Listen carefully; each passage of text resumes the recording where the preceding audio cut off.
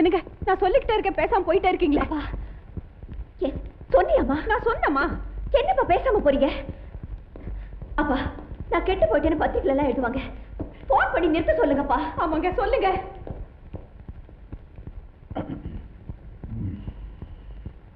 யோ என்னையா பாத்துட்டு இருக்க, போன் பண்ணியா? போன வைய. அம்மா அவன் கெடுத்துட்டு தான் நாளை பேப்பர்ல செய்தி வரணும், நீ போலீஸ்ல கம்ப்ளைண்ட் கொடுக்கணும், விஷயம் கோர்ட்டுக்கு போகணும், அங்க அவன் கெடுத்துட்டு தான் நீ சொல்லணும். அப்பா அவன் எனக்கு எடுக்கவே இல்ல. அத பத்தி எனக்கு கவலை இல்ல. என்னங்க நீங்க, பொண்ணு கெட்டு போனா கூட அதை மறைக்கிற அப்பனை தான் பாத்திருக்கேன், ஆனா கெட்டு போகாத ஒரு பொண்ணு கெட்டு போயிட்டு தான் சொல்ல சொல்றீங்களே? அவன் கெடுத்துட்டு தான் உன் மாவா கோர்ட்ல சொன்னா அவனை 7 வருஷம் உள்ள அனுப்பிடுவேன். இதை விட்டா எனக்கு நல்ல சந்தர்ப்பமே கிடைக்காது. அந்த பாவி உள்ள போயிடுவாங்க, ஆனா நம்ம பொண்ணோட வாழ்க்கை பாழா போயிடுமே. பொண்ணோட வாழ்க்கையை விட எனக்கு அரசியல் வாழ்க்கை தான் முக்கியம். என்னை அவமானப்படுத்தினவன் அழியணும், அதுக்காக எது அழிஞ்சாலும் எனக்கு கவலை இல்லை. கோர்ட்ல ஏறி அவனை கெடுத்தான் சொல்லல மாவள, நான் மனுஷன் இல்லை.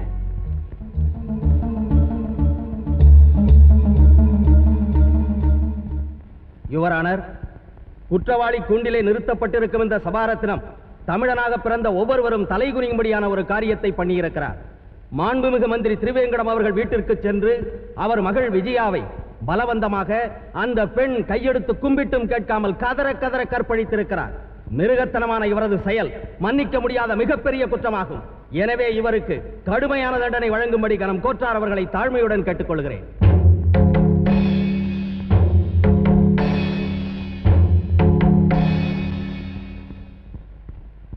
மிஸ்டர் சபாரத்னம், பப்ளிக் ப்ராசிக்யூட்டரோட குற்றச்சாட்டுக்கு உங்களுடைய பதில்?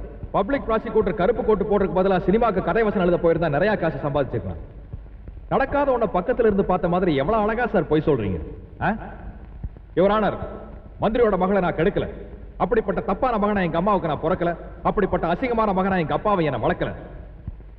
பெண்களை தாயா மதிச்சு வாழ்ந்த தலைவனை நேசிச்சவனா, என்ன நேசிக்கிறவனா, பெண்களை தெய்வமா வணங்குற தமிழ் மண்ணில் பிறந்தவனா. தமிழ் மண்ணில் பிறந்தவங்க பெண்களை தெய்வமா நினைப்பாங்கன்னு சொல்றீங்க, ஆனா தினம் பேப்பரை படிச்சா எத்தனை கற்பழிப்பு செய்திகள் வருது தெரியுமா உங்களுக்கு? மானமுள்ள தமிழனா, ஒழுக்கமுள்ள தமிழனா, அசிங்கமான தமிழனா அராஜகவாதியா மாத்துறது அரசியல்வாதிகளோட தப்பு. அந்த தப்பை தடுக்க முயற்சி பண்ணாம வளர விட்டது அரசாங்கத்தோட தப்பு, போலீஸ் டிபார்ட்மெண்டோட தப்பு. அப்படி அவங்க மேல ஆக்ஷன் எடுத்து போட்டு கொண்டு வந்தாலும் அவங்க குற்றவாளி இல்லைன்னு திறமையா வாதாடி பணத்தால பொய் சாட்சியால அவங்களுக்கு விடுதலை வாங்கி கொடுத்து வெளியே அனுப்புறது உங்க மாதிரி சட்டம் படிச்சவங்க செய்யற தப்பு. மிஸ்டர், நீங்க வழக்குக்கு சம்பந்தம் இல்லாத விஷயங்களை பேசிக்கிட்டு இருக்கீங்க. வழக்குக்கு சம்பந்தம் இல்லாத கேள்வியை கேட்டதே நீங்க தான். நீங்க மந்திரி திருவேங்கட வீட்டுக்கு போனீங்களா இல்லையா? போன. மந்திரி மக தனியா இருந்த அறைக்குள்ள அத்துமீறி நுழைஞ்சி கதவை தாப்பா போட்டீங்களா இல்லையா? போட்ட. 10 நிமிஷம் உள்ள இருந்தீங்களா இல்லையா? இருந்த. அந்த பொண்ணை கெடுத்தீங்களா இல்லையா? இல்லை. பின்ன அந்த 10 நிமிஷம் வேற என்ன பண்ணீங்க? பகவத்கீதை படிச்சுட்டு இருந்தீங்களா? பூட்டின அறைக்குள்ள இருந்து அந்த பொண்ணு அம்மா அம்மான்னு அலர்னதா உங்க கூட வந்த பத்திரிக்கைக்காரங்களே சொல்லியிருக்காங்க. அவ தமிழ்நாட்டில் பிறந்தவன், அம்மா அம்மானு தான் அலறுவான். கேரளால பிறந்திருந்தா அம்மே அம்மேன்னு அலறியிருப்பா, வடநாட்டில் பிறந்திருந்தா மா மான்னு அலறியிருப்பா. மிஸ்டர், கேள்வி கேட்டா கிண்டலா பதில் சொல்றீங்களா? ஏன் சார், ரூமுக்குள்ள இருந்ததே நானும் அந்த பொண்ணு தான். உள்ள என்ன நடந்ததுன்னு எங்க 2 பேருக்கு மட்டும்தான் தெரியும், பத்திரிகைக்காரங்களுக்கு எப்படி சார் தெரியும்? யுவர் ஆனர், என்ன அவமானப்படுத்தின அந்த பொண்ணை பதிலுக்கு அவமானப்படுத்துறதுக்காக போனேன், கெடுக்கிறதுக்காக இல்ல. யுவர் ஆனர், பாதிக்கப்பட்ட பெண்ணை விசாரிக்க அனுமதி வேண்டுகிறேன். Yes, granted. விஜயா, விஜயா, விஜயா.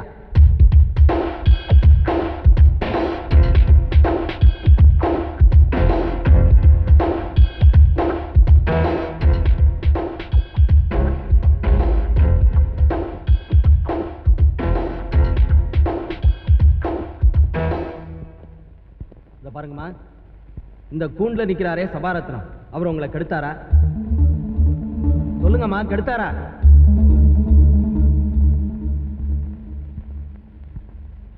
ஆமா, ஆனா என்னோட சம்மதத்தோட தான் கெடுத்தாரு. என்னம்மா சொல்ற? அவரை நான் காதலிச்சேன். எங்க கல்யாணத்துக்கு எங்க அப்பா சம்மதிக்கல. அவர் என்ன கெடுத்துட்டா அவரை தான் எனக்கு கல்யாணம் பண்ணி வச்சாகணும்னு நினைச்சேன். அதனால நான் தான் அவர் வர சொன்னேன். என்னம்மா இப்படி சொல்லிட்ட? வேற எப்படி சொல்வேன்னு எதிர்பார்த்தீங்க யுவரானே? இது உங்க தீர்ப்பு என்னவோ அது சொல்லுங்க யுவரானே.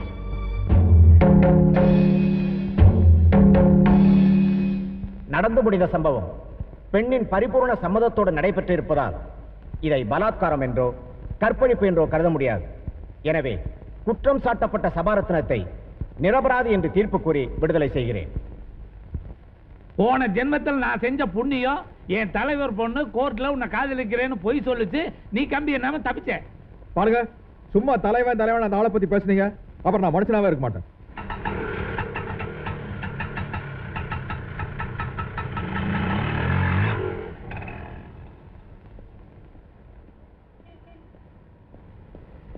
நெல்லு, எங்க வந்த? இது பாருங்க, குடும்ப விஷயத்தை நடு தெருவில் பேசக்கூடாது. யாராவது பார்த்தா அசிங்கமா இருக்கும்.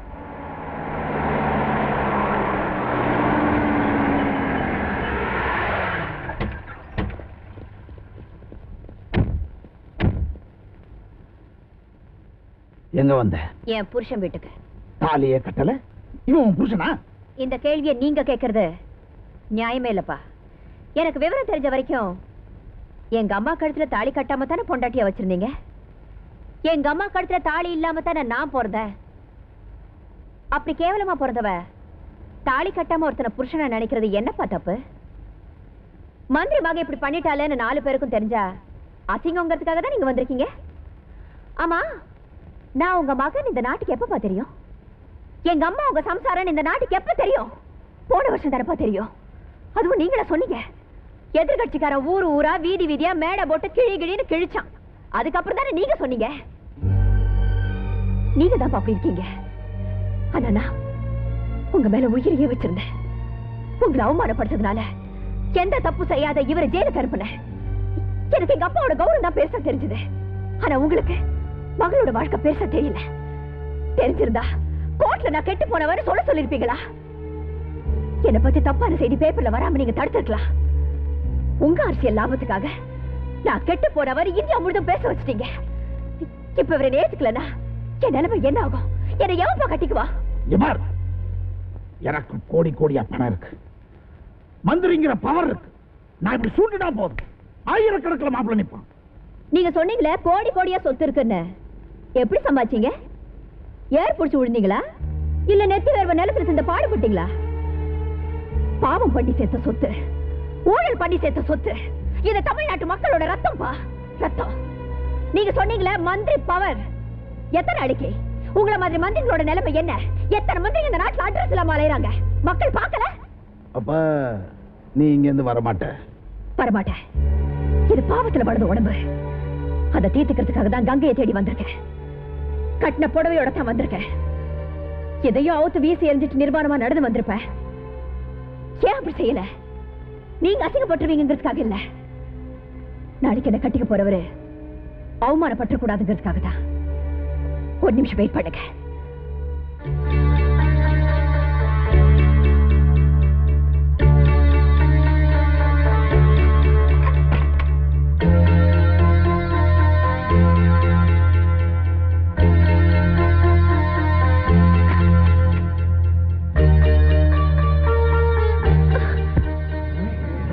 எல்லாத்தையும் எடுத்துட்டு போங்க.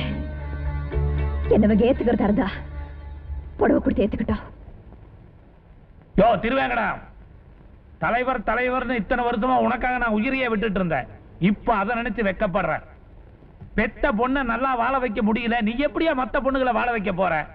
இத பார், இது வரைக்கும் உன்னை எதிர்த்தவங்க போஸ்டர் மேலதான் சாணி அடிச்சேன். இப்போ இங்கிருந்து போகல, உண்மையிலேயே சாணி அடிப்பேன். டேய் எடு அந்த சாணிய.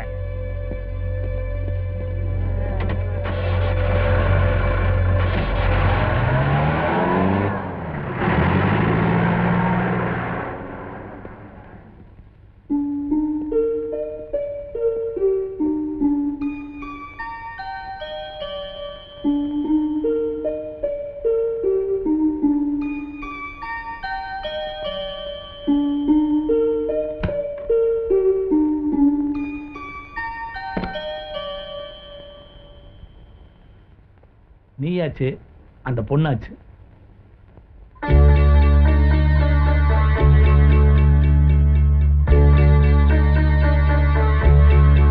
தலைக்கு மேல வேலை இருக்குன்னு சொல்லு, கட்டிங் பண்ணிட்டு வந்துறேன்னா. அம்மா நீங்களா? வாங்கம்மா, வா வா வாங்கம்மா. பார்வதி, சபா, அஞ்சலி, யார் வந்திருக்காரு பாரு. தலைவரோட சம்சாரம். வணக்கம்மா. தலைவரோட சம்சாரம். அம்மா. விஜயா. அம்மா.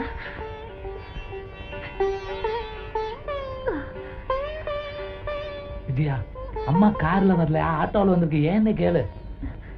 ஏமா? கோயிலுக்கு போறதா சொல்லிட்டு அப்பாக்கு தெரியாம வந்துட்டேன். பாருங்க பாருங்க, நல்லா பாருங்க. 300 ரூபாய் வாடகை, ஆனா கொடுக்கறது இல்ல. சும்மாருங்க. பெரிய பங்களாவில் இருந்துட்டு உங்க பொண்ணு இந்த சின்ன வீட்டுல எப்படி இருக்காங்கன்னு பாக்குறீங்களா?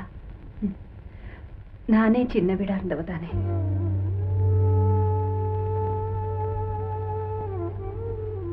மாப்பிள்ள, என் பொண்ணுக்கு 3 வேளை சோறு போடலைனாலும் பரவாயில்ல, 3 முடிச்சு மட்டும் போட்டுருங்க. அதை யாருக்கும் தெரியாம பண்ணிடாம இந்த ஊருக்கே தெரிகிற மாதிரி பண்ணிடுங்க. வரேம்மா, வரேன். அம்மா, வீட்டுக்கு வந்துட்டு சாப்பிடாம போறேன்னு தானே கேட்க போறேன். சாப்பிட்டு வயிறு நிறைஞ்சு போறதை விட மனசு நிறைஞ்சு போறேம்மா. இப்படிப்பட்ட தங்கமான பிள்ளை எனக்கு மாப்பிள்ளையா கிடைச்ச சந்தோஷத்துல வரேன். தலைவரம்மா வாழ்க. சொல்றி, இது வீடுங்க. வீடா இருந்தா என்ன? தலைவரம்மா வா. தலைவரம்மாவை பத்தி சொன்ன. அவங்க சொல்றது நியாயம்தான். தாலி கட்டாம ஒரு வயசு பொண்ணை வீட்டுல வச்சிருக்கிறது தப்புதான். இல்ல அத்தை, என்னால தானே அஞ்சலி கல்யாணம் நின்று போச்சு. அவ கல்யாணம் முடிஞ்ச பிறகுதான் என் கல்யாணம். இது பொண்ணு. இத பாருங்க, இனிமே நீங்க அவளை உங்க பொண்ணுன்னு சொன்னீங்க, நான் பொம்பளையாவே இருக்க மாட்டேன். என்னடி சொல்ற? என் மகன் ஒரு பொண்ணு கழுத்துல தாலி கட்ட முடியாம கெடுத்தவன் அவன் தங்கச்சிக்கு அவ கல்யாணம் பண்ணி வைக்க போறாளா? அவ கூட படிச்சவனா? அவன் கையில கால்ல விழுந்து வரதட்சணையே எல்லாமே பண்ணி வைக்கிறாளா? நீங்க என்ன பண்ணுவீங்களோ தெரியாது. அந்த கல்யாணம் நடக்க கூடாது.